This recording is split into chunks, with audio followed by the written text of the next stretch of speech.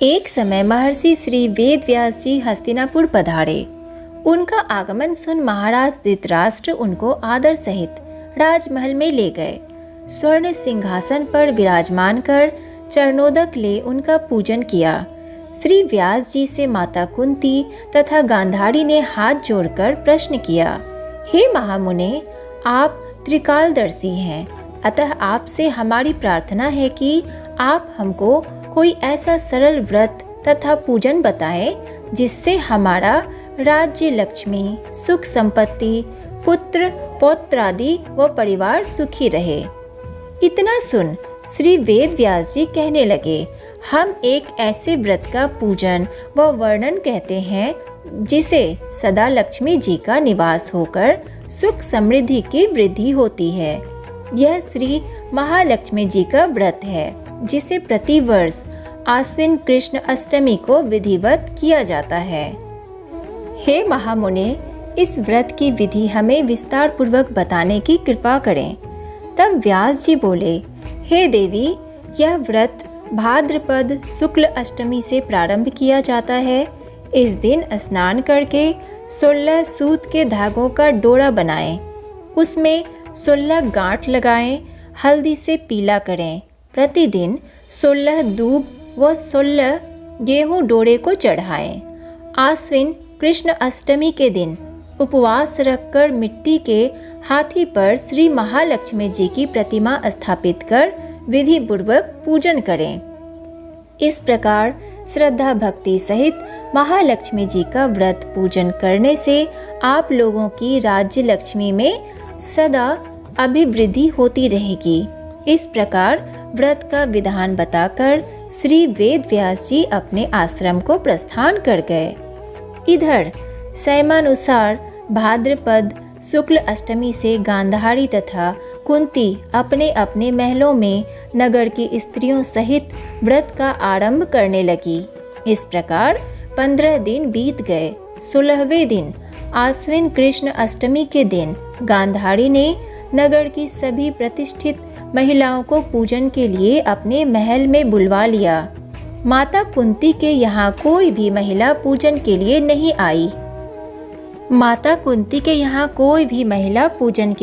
आई। साथ ही माता कुंती को भी गांधारी ने नहीं बुलाया। ऐसा करने से माता कुंती ने अपना बड़ा अपमान समझा। उन्होंने पूजन की कोई तैयारी नहीं की एवं उदास होकर बैठ गई। जब पांचों पांडव युधिष्ठिर, अर्जुन, भीम, नकुल और सहदेव महल में आए तो कुंती को उदास देखकर पूछा, हे माता, आप इस प्रकार उदास क्यों हैं? आपने पूजन की तैयारी क्यों नहीं की? तब माता कुंती ने कहा, हे पुत्र, आज महालक्ष्मी जी के व्रत का उत्सव गांधारी के महल में मनाया जा रहा है। उन्होंने नगर की समस्त महिलाओं को बुला लिया और उसके 100 पुत्रों ने मिट्टी का एक विशाल हाथी बनाया, जिस कारण सभी महिलाएं उस बड़े हाथी का पूजन करने के लिए गांधारी के यहाँ चली गई, लेकिन मेरे यहाँ नहीं आई। यह सुनकर अर्जुन ने कहा, हे माता, आप पूजन की तैयारी करें और नगर में बुलावा लगवा दें कि हमारे यहाँ स्वर्ग के ऐरावत हाथी की पूजन होगी।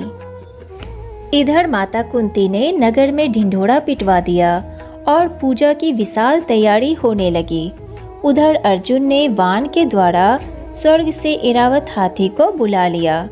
इधर सारे नगर में शोर मच गया कि कुंती के महल में स्वर्ग से इंद्र का ऐरावत हाथी पृथ्वी पर उतार कर पूजा जाएगा।